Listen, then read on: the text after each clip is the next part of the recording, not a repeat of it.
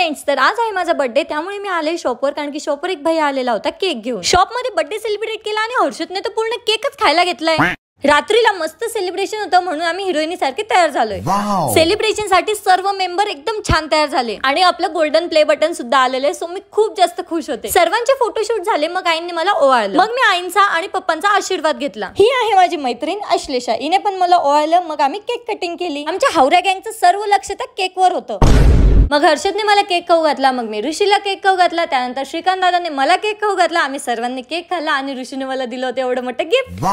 आता हे तर मी गेस नाही करू शकले म्हणून मी डायरेक्ट फोडायला लागले. आता यामधून निघालं आपल्या बदगेच्या तोंडाला रंगरंगोटी करायचं एकदम ब्रँडेड प्रोडक्ट, जे बघून मी खूप खूप खूप जास्त खुश झाले. थँक्स टू माय डिअर ऋषी. आणि प्रोडक्ट सिलेक्ट करायचं काम आमच्या अश्लेषा मॅडमचं होतं. त्यानंतर आम्ही सर्वांनी जेवण केला आणि निघालो घरी जाण्यासाठी. बर्थडे मुळे मला एक पॉझिटिव्ह एनर्जी आली होती म्हणून आज गाडी मी चालवत होती. भेटूयात नेक्स्ट ब्लॉग मध्ये. Bye bye.